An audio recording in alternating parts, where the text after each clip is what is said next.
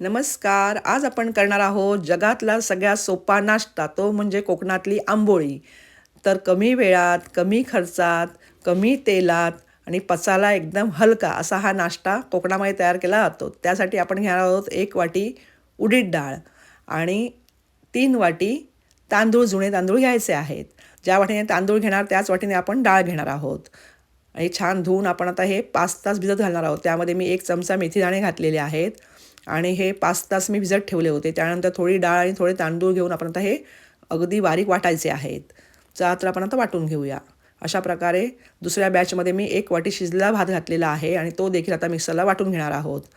आणि हे बॅटर आपलं असं छान असं फेटून घ्यायचं आहे. गरगर गरगर गरगर हे आपल्याला बॅटर फेटायचं आहे. त्यामुळे हे छान असे बबल्स येतात आणि पीठ आपलं छान फर्मेंटेशन होतं आणि त्यामुळे आपली पोळी हलकी होईल. चला रात्रभर झाकून ठेवूया.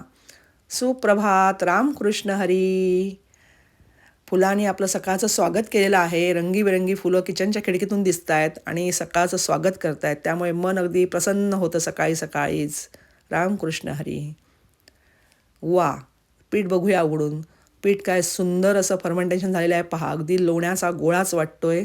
आपण ह्यामध्ये इनो सोडा काहीच वापरलेलं नाही, तरी देखील पीठ आपलं असं लोण्यासारखं फर्मेंटेशन झालेलं आहे नॅचरल पद्धतीने.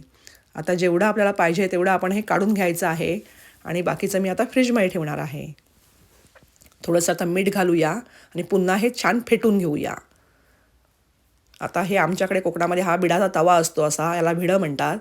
आता हा काटा आहे, त्याला मी थोडंसं कांदा लावून घेतला आहे आणि त्या कांद्याला असं तेल लावून मी तेल आपल्या त्या तव्याला लावून घेते. त्यानंतर आपण आंबोळी घालायची आहे. आंबोळी जास्त पातळ नाही घालायची. वा वा, काय छान बबल्स आलेत बघा. जाळी किती छान पडते. तर अशा प्रकारे आपण सगळ्या आंबोळ्या करून घेऊया. वा वा, आंबोळी किती छान फुगली आहे बघा आणि मऊ लुसलुशीत झालेली आहे. आमच्याकडे अशा तांबूस रंगाच्या आंबोळ्या खूप आवडतात, त्यामुळे मी तांबूस रंगाच्या आंबोळ्या करत असते. तर हे पहा, आता 1 वाटी खोबरं घेतलेलं आहे, 2-4 मिरची तुकडे घेतले हिरव्या, लसूण घेतलेली आहे, कढीपत्ता घेतलेला आहे, थोडंसं मीठ घेतलेलं आहे आणि 1 छोटी वाटी दही घेतलेलं आहे. आणि आता थोडं पाणी घेऊन आपण हे चटणी वाटणार आहोत आंबोळीसोबत खाण्यासाठी. तर आता आपण पॅनमध्ये 1 चमचा तेल घालूया, थोडी मोहरी घालूया, कढीपत्ते घालूया आणि ही फोडणी आपण चटणीवर ओतायची आहे. ते ओल्या नारळाची ही चटणी आणि आंबोळ्या.